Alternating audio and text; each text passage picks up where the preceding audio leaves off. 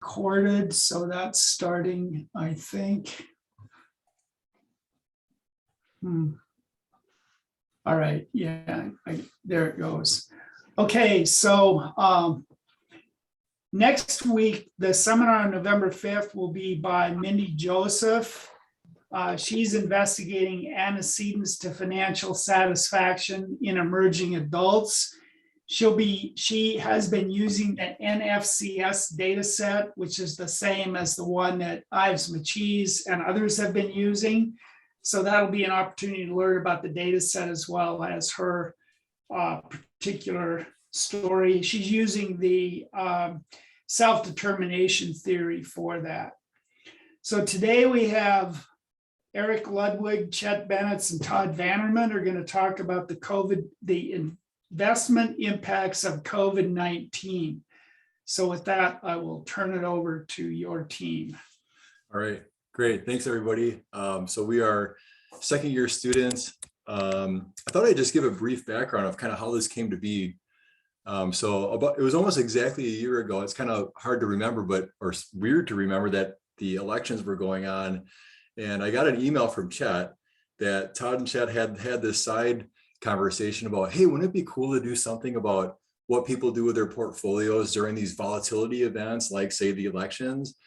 And we had this sidebar conversation about how interesting that would be. And to be honest, nothing really happened for several months. And I just want to publicly acknowledge Brandon Ratzliff, because I talked with him about like, hey, how did you get involved with some projects that he was doing? And he's like, honestly, I just asked. And so I think that same day, Dr. Lurtz had come out with a kitsis.com post. And I'm like, geez, I wonder if I sent her an email, if she would respond. And so she did. And she started to give us some ideas on like, hey guys, yeah, this is, and we'll talk about all what we ended up doing, but she talked about like data sets and how we could go about doing this. So what we ended up doing is, we did sort of a abnormal research cluster that we turned this into, and then this is actually our AFCPE submission. Right. We'll turn it over to Todd to explain. Sounds great. And just to expand on that real quick, the reason we didn't go with the volatility of the election was because when we had the conversation, it was literally 2 days before the election, and we thought that was a little quick to put together a research project. So here we are with COVID. So again, as Eric alluded to, what we were looking at was investor behavior during the time of COVID. And really, we just wanted to see, and we've expanded on this a little bit. We're going to focus on COVID today, but really what we were looking at is, because COVID was a non-financial crisis or a non-investment crisis. So if you look at the 2008 financial crisis, that was a housing bubble. So that was a purely financial event. But the COVID crisis wasn't. It had obvious financial impacts, and we'll talk about that. But primarily it was a health event. So we kind of started with looking at COVID and seeing if kind of how, especially Chet and Eric as practitioners, see their clients reacting during these type of events and seeing if COVID was the same way. So we utilized, I'm going to say Thaler and Johnson's advances in prospect theory. Obviously, Kahneman and Tversky were kind of the originals on prospect theory, but we expanded that and we used Thaler and Johnson's updates on that, in particular because they look more at the kind of the coding background. And what we mean by that is, how do we look at it in terms of when something happens, we don't start from the beginning, right? We utilize past events in informing our reactions to the future. And so that's why we utilized Thaler and Johnson, because again, they expand it in looking at how prior events impact consumer behavior. I'm going to let Chet go over the specifics of the methodology we used and the data as well. So I'll turn it over to him. Thanks, Todd. So the data set that we used was the HRS, Health and Retirement Study. We chose this predominantly because of the longitudinal component of it. So we used the 2018 wave, which you can see the end there. And then they did a partial wave in 2020, in June 11th, to be specific, was when that partial wave began to get sent out. Some of the things that we ended up needing to do within the data, because we were measuring the difference in the stock allocation or the risky share allocation as reported by the respondents, is that we needed to integrate some sort of market return adjustment as well. And so for that, in kind of in line with the literature that we looked at, the Wilshire 5000 is what we used for stock allocations, and then a Barclays aggregate bond index for the bond holdings. And you can see the returns for that time period. We did some bivariate analysis, and we'll talk a little bit more in some of the limitations and future research about this method and this data as applies to this project, and then where we're going to go from here with that. Okay, cool. So I'll talk about kind of the first step of how we set this up. So it's kind of funny because it seems like in just about all the research projects, we end up doing like some sort of regression analysis. For this one, it interestingly enough, like Chet just said, we use bivariate tests. So specifically, we use a paired t-test. And the reason it's a paired t-test is because we're testing the same individual longitudinally. So it's the same individual and testing basically their mean allocation to stocks in 2 different years. And what we were trying to see is if they had changed this. So what this part shows is looking at the 2 different account types and looking at their allocation in 2018 and 2020. And then we did a combined version of that. So in the non-qualified account, and the reason we wanted to split these out is because we thought maybe that each of these account types might have different time horizons associated with them. And so maybe that they react differently. But the point that we want to make here is that without making any adjustment for market movements, we essentially see that there was no difference in allocations from 18 to 20. And I'll let Chet talk about what we did next. Yeah, great. So obviously the market moved during that time frame, and as a result, it would have affected the balances. So when we applied the market adjustments that I previously had mentioned, we start to see some things happening here, and they end up being statistically significant, namely in the IRA component, which makes sense because well, let me rephrase that. It's something where in the non-qualified, in the short-term money that maybe otherwise people kind of mentally account for as something else, they didn't really change it. But in that long-term money or the retirement type money, because predominantly these people are in retirement phase because of the nature of the HRS, we did see some statistically significant differences in the stock allocation of the IRA, which ended up, as you can see in the results, it actually ended up increasing, and thus it affected the combined as well. Eric, did you have anything else to add on that? I had a note. I don't think so. No, I'll just move on to the conclusions, I guess. Excuse me, can I ask a question? Yeah, So of course. Eric did a good job talking about how you got the first result before the adjustment was paired t-test. So now when you do this adjustment, does that mean that now we've got another variable going on for the adjustment, or are you changing the numbers on what the returns are? I don't understand how the adjustment works is the question. Yeah, good question. So we just are applying it to what the allocation was with the market performance, and then what they're stating their current balance is. So the market adjustment is what they said their allocation was in 2018 across these domains of non-qualified, qualified, risky share, non-risky share, and it breaks it down even further into a couple different cash components. But applying that market adjustment to what the balances would have been based on 2018 with that market adjustment as compared to what they say their balances are in 2020 to figure out what the difference between them was. And again, using that paired t-test with the market adjustment. Okay, you're going to have to bear with me. So is that like you're questioning what they know about the balances, or you're adjusting what the real value of them is? that gets into some of the limitations a little bit, in the sense that we're trusting that they know what their balances are, right? And Okay.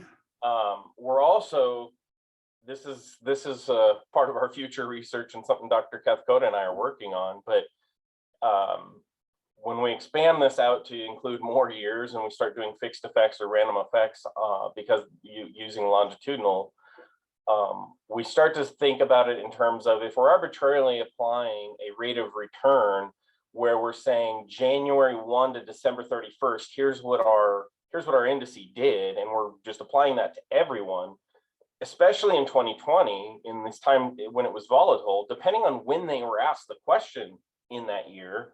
Oh, wow. It can dictate how that affects what the market adjustment does to the result, and would give us, false results as a result of that. So that's where it gets a little, we submitted something to ARC that included 2006 through 2020, but when we started doing some of the fixed effects and analysis on it, we started to see some weird things that are going to require kind of a further development of this method. So did that answer your question, Dr. Mack? Yeah, in fact, well, it goes beyond my question, but yeah, help. Thank you very much. That fixed idea is what the adjustment does. So For sure. To piggyback on that too, I mean, the other thing that came up in our conversations was, do we adjust for contributions and withdrawals? And what we ended up settling on was making an assumption that people are withdrawing pro rata from their portfolio. But again, I mean, it's just, Right. It's not perfect, but anyways, this is something that we had. yeah, and I guess this is sort of a footnote kind of thing. I don't think many people actually took advantage of it, but as you know, that they suspended the rules about withdrawals with respect to the tax consequences for a while, correct? Sure. So anyway, go ahead. Yeah. Yep. Very good. Okay. Moving on to some of the conclusions here, and I think Eric, you're up first on that. Yeah, so I mean, in general, it's not what we expected to see. The assumption would be that when faced with a risky market, that people would decrease their risk level. So that was kind of what we, going into it, would have expected. What we showed, at least within this study, was that in terms of the non-qualified accounts, that there was no changes, and that in the IRA, that people actually increased their risk level. So, and then because that change was so significant, it made when looking at the combined portfolios, also it showed that people actually increased their risk levels.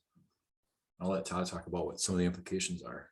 Yeah, so to piggyback on that, it's funny that it was surprising that people actually acted rationally, because that's what you should do, right? You should buy low and sell high, and that's usually, I think, for most of us in our experience, that's not what we see people actually doing. And so, getting to some of the implications then is that investors might not react the same to all bear markets, because again, we've especially practitioners out there, you've seen the panic sell. I've seen it in just even family members panicked after the 2008 financial crisis and sold all their stocks and then weren't there to take advantage of the recovery.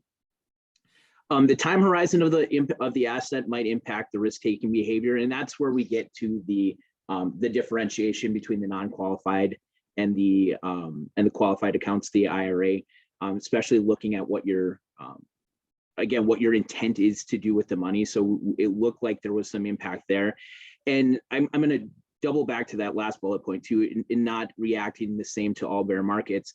I think one of the things that perhaps is a part of it, I guess nothing that we could prove on this, is just that the recovery on this one was so quick. It was such a quick downturn and then jump back where unemployment recovered relatively quickly. The stock market specifically recovered relatively quickly. If you look at 2008, it was kind of a 4-year slow climb to get back to where it was, versus in 2020, it was just really a 1-year recovery from what it was. And so those were some of the implications that we found from it. Yeah, some of the application components of it is that financial professionals' awareness of their consumers, response to that. I think most practitioners are aware that, hey, when stuff hits the fan in the market and the news cycles and everything are talking about these huge dips in market, quite frankly, there's some advisors that hide under their desk and don't answer the phone, right? Because there's people calling and they're freaking out and everything else. But just that awareness of how the response, I think this is another testament to that. I think most advisors would acknowledge that. But then looking at the investment time horizon and how that affects the asset allocation. So making sure that horizon and that allocation are in congruence with whatever the client's goals and objectives are. This showed that is important, because if they're not aligned, again, consumer behavior in response to some of these market shocks could make, have the consumer make decisions such that they're not in congruence with what their goals are based on that time horizon. Some of the future things that we started talking about and have started working on is, how does risk perception play into this? So is that something that you can almost even predict based on their perception of risk? And the HRS is a great source of some of those questions, because it does ask about their market optimism and some of those components of it. In follow-on work with this project that we started, that's one of the questions that we want to ask. And as I already kind of mentioned at the beginning, is that how do these asset allocation changes in conjunction with risk perception going back to 2006? And we start running into some issues with that, which I can kind of go right into some of the limitations that we included in this presentation, and then we can talk about some of the ones that we didn't include that we are well aware of. Chet, can I jump in real quick?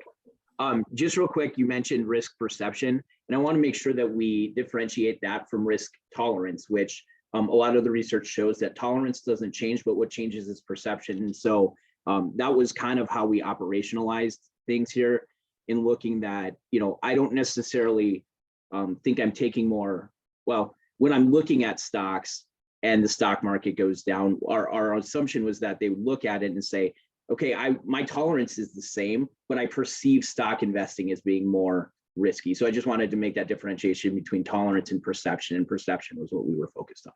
Sorry about that. No, you're good. You're good. The limitations part, the sample size, definitely an issue. With that 2020 being a partial, and the goal was to do a 25% survey of the normal respondents. And so the carryover from 2018 to 2020, where we were able to evaluate those variables of asset allocation specifically, that limited it down to 184. We're hoping that when the full set of information is released with the 2020 wave, that'll improve, and we'll rerun some of this for sure and see if we get anything different. Kind of moving forward to where from here. I don't remember exactly what the end was when we went all the way back to 2006. Was it like 7 or something like that? It was pretty low. It was pretty bad. So trying to track people, because ideally with the HRS specifically, being able to look at how people reacted differently to these different market shocks, the same people, how they reacted throughout these market shocks, is really interesting to us. And it's something that I think, hopefully when the full data set comes out, we get a little bit more than 7 for our end to do the fixed effects regression. So, and I'll turn it over to Todd for the second point here. And that second point we've touched on a couple of different times already. Chet talking about specifically when the surveys were answered, and kind of where I had mentioned, because we had such a quick recovery from the COVID investment side of things, it really did make a difference as to, were they getting that at the beginning of at the very beginning of COVID happening, or was it a little later on in the year where you had already started to see some of that recovery? Because it did hit relatively quickly, and then you look at some of those year-over-year returns, and it jumped significantly. I know some of my friends have been talking, practitioners, that they had to tell their clients, hey, you're not going to get 150% return every year just because you went from March 2020 to March 2021. And so that giant increase really impacted our study. Yeah, absolutely. I mean, a final limitation that, could present an issue in a couple different ways is in the non-qualified accounts, the HRS survey does a really good job of asking pretty detailed questions as far as like what their different holdings are. Like, is it a stock mutual fund? Is it an individual stock? I mean, it's very detailed, which is super fun from a coding perspective to consolidate all those.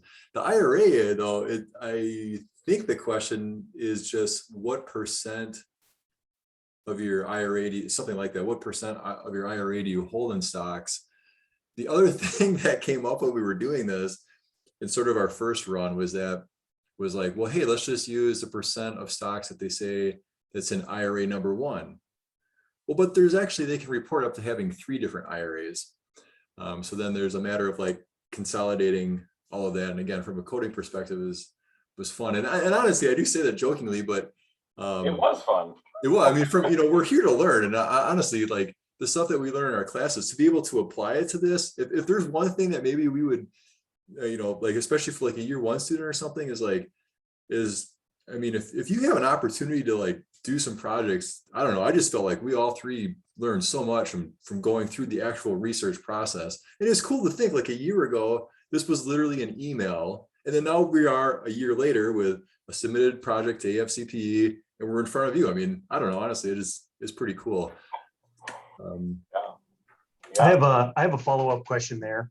Yeah, and it's cool just to, I mean, I met you all at the first like happy hour now to see all this, and I can, I really I can sympathize or empathize, I guess. We just submitted a project that Chet and I wrote to ACCI in like 2 months, and so like now I don't feel so deer in the headlights, right?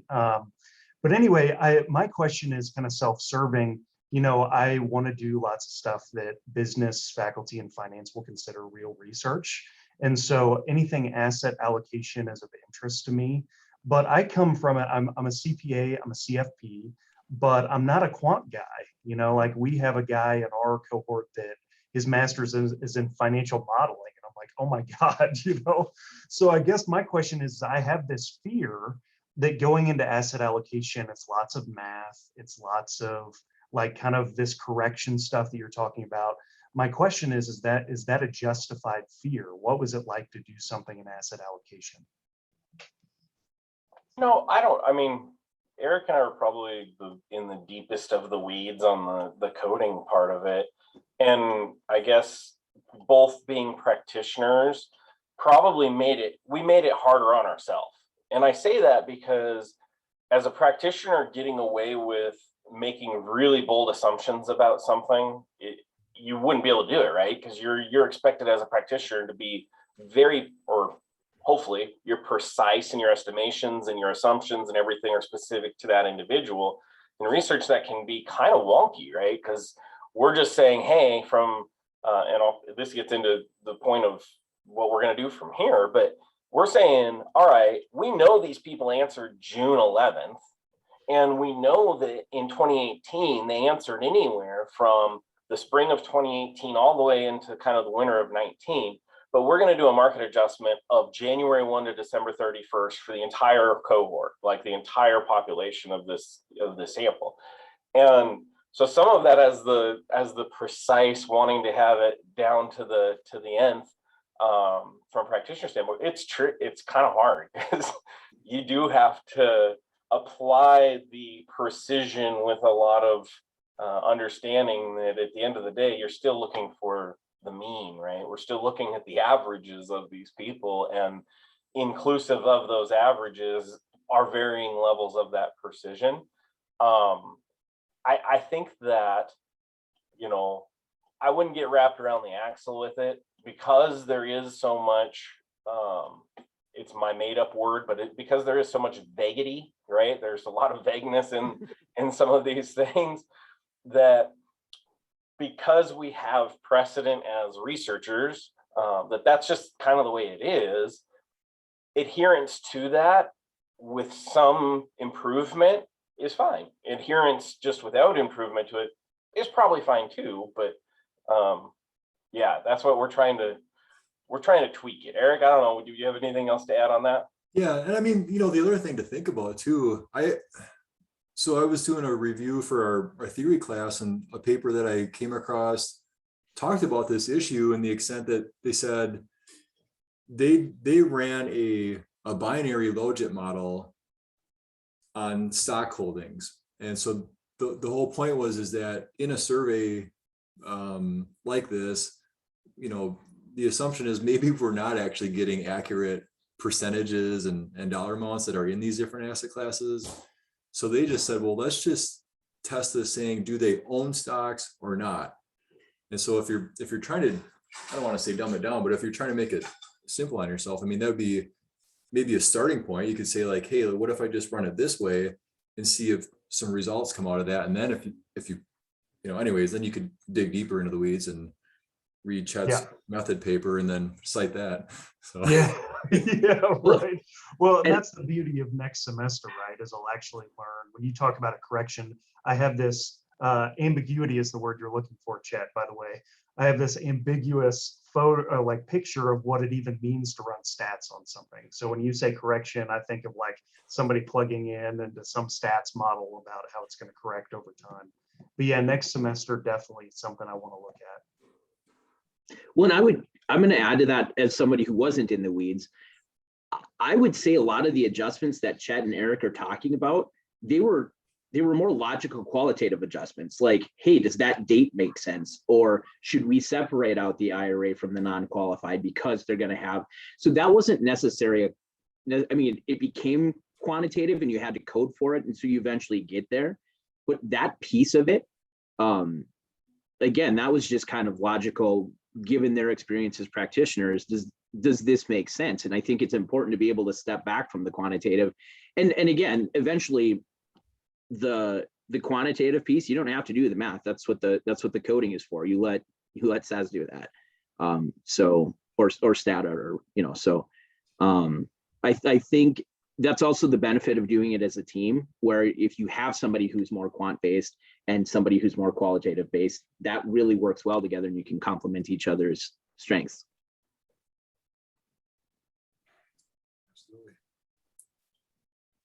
cool. I'm realizing that we kept it super short here today. So if there's other comments, feel free to fire away. So Matt's got one, descriptive statistics about the sample we used, trends in the results that were related to any of the demographic characteristics. I think that was in our ARC submission, which we can pull that up too here. Would you want to share the ARC submission and post it in Canvas about this seminar, or is it different enough that you don't want to? Well, anyway, I'm just asking a question. That's a way to share it. Yeah, I'm not opposed to it. I mean, it's arguably, it definitely needs some work. So as long as there's as long as we're not being judged by our peers, and No, that's understood. In fact, I have a lot of comments, so I want to see if anybody else has any, but one for this is a great workshop sharing not only your experiences with students, but one of the things we want for this seminar is to have work in progress. And they always are. That's the first thing you realize if you're trying to get into a journal or you're really got a program of research. That's true all the time. But when you're starting out like this, you're cracking a data set and so on, you come here now and it's the kind of thing we want in seminars. So thanks for doing that and sharing how you thought about what you were doing so well. Yeah, for sure. And I'll say, I kind of hinted at it a little bit, but one of the things, just so when people do look at this ARC submission and some of these other components, again, N big factor, just because following people across time is tricky, and we're trying to figure out ways to kind of get around that. But this whole idea of market adjustment and time, and Dr. McDonald, please weigh in, because some of this may not be methodologically correct, but Dr. Cathacoda and I were started to talk about it, and with the fixed effects on a survey where like the HRS tells you when they responded to the survey. So if we're doing a market adjustment on asset allocation, why would we not want to include that individual's specific experience of market adjustment? We're already arbitrarily saying everyone's January 1 to December 31st, and on these indices, so on and so forth. So why wouldn't we want to make it more precise by saying, hey, this person responded on October 29th of 2020. So that's their January 1. That's that individual's January 1. Therefore, their 365-day cycle. So adding a temporal component to specifically with the fixed effects or random effects, depending on the Houseman score, I think that improves, maybe some of it, and it gets a little complicated in coding, but it's not impossible. We're not launching a rocket to the moon here. I mean, do you have thoughts on that? Yeah, well, Good. I think that this is going to get circular like a lot of things when I talk, but the first thing I would do is I'd take what you have. So you're going to be moving into a longitudinal analysis, and you're going to be bringing in, well, it depends on whether it's fixed or random effects. You're going to be bringing in other control variables. That decision is, what you don't need to control for if it's fixed, and then if it's random.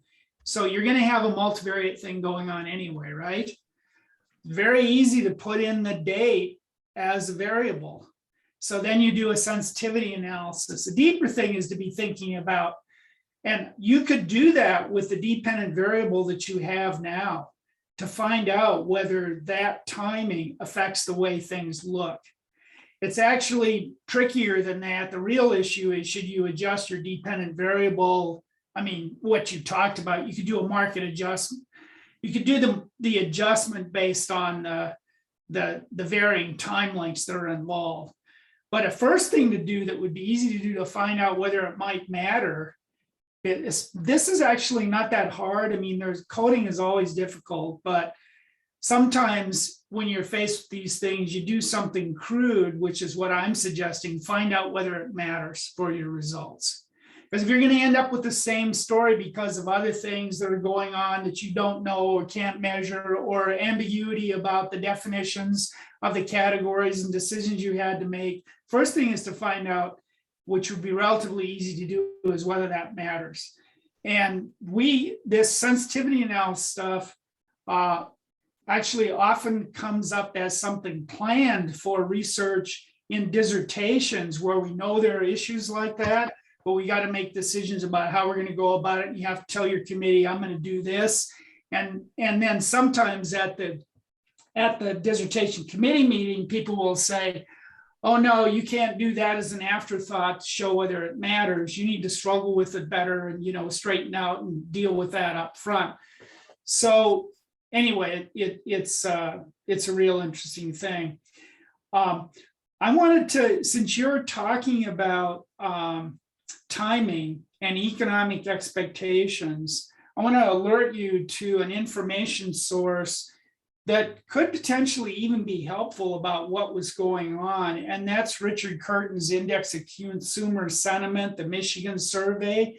They do a monthly thing. And I thought about this because I read I was curious, what is he writing about for expectations at the time that COVID hit? And he had a really, in his monthly report, had a really good way that helped me get started on some of the thinking that you guys have done through about, okay, what's different about this event and so on. So at any rate, but literally you could watch how economic expectations changed month by month for the population in general. Now, I don't know whether that would equate to HRS people. Maybe it doesn't get you very far, but I wanted to mention it because it might be at some point that interpreting what was going on about timing things, that would be a valuable thing to know about. Another reason I want to raise this is that people should know about his book, Economic Expectations. He's trained, they do this for macroeconomic and corporate forecasting purposes, but for other reasons as well. And he's a really serious psychologist. And in his book, he has a lot of stuff about how the population knows what it knows. And it relates really directly to things like prospect theory and so on in the way he talks about it. So for general interest, you might want to look up that book. I wanted to make a comment for Jason Anderson about what other people do or whether this work would be respected or not. I think there's a way to go after asset allocation. If you read NBER papers done obviously mostly by economists about asset allocation, you will find that there's a way that they use the HRS and some other data sets, and then they get into issues like expectations, risk, and so on in ways that I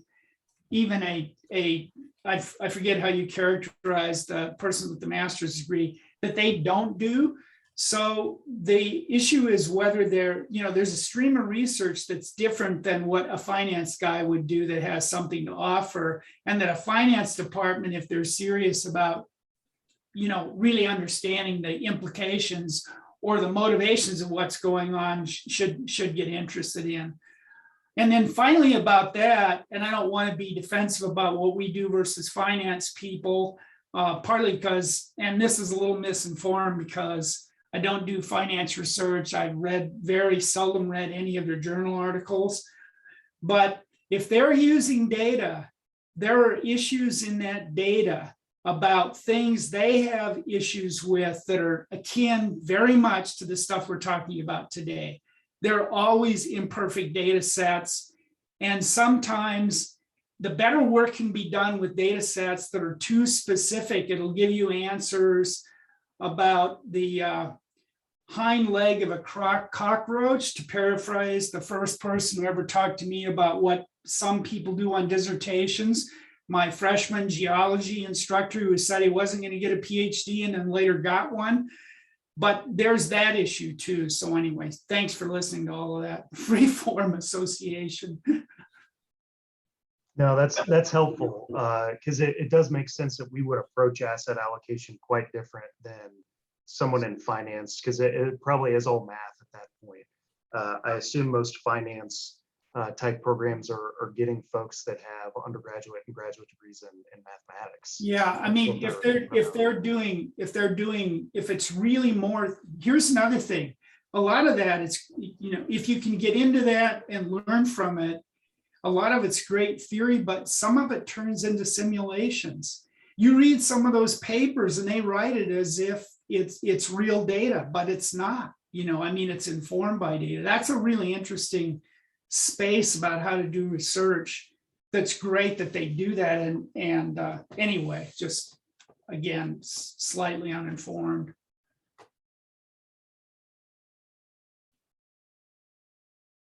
Does anybody else have questions about this project for our presenters or comments?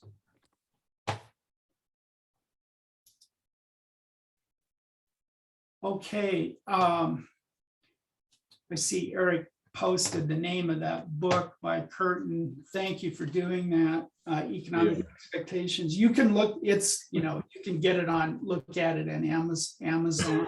Yeah, I was going to do that, but I couldn't find my copy. So I'm the only one without it, apparently. Yeah, the other, it's a good read. This is a brag point, but he was my best friend in graduate school when I was at Michigan. And he came from Michigan State as a psychologist and went to work for George Katona at ISR, got an assistantship there. And the first thing, the first time I heard about factor analysis, he told me he was doing a factor analysis of their questions to show that you could create a variable that had, that was real and did a better job of prediction and some macro stuff that he was working on for a macro course. But he's a brilliant guy. Okay, Oh, and then finally, thanks so much for jumping in and getting after research. One of the things that I'm thinking about is that you know, even within your team, you have some variation in background and perspective. But for me, watching what people from from practice fields and your personal experience do on these topics is one of the wonderful things about our program. So I think it's very encouraging that you're doing this, and good luck at the CFP and for the future on these. All right, with that, I will end for today, and I hope to see many of you next week as usual. Bye now.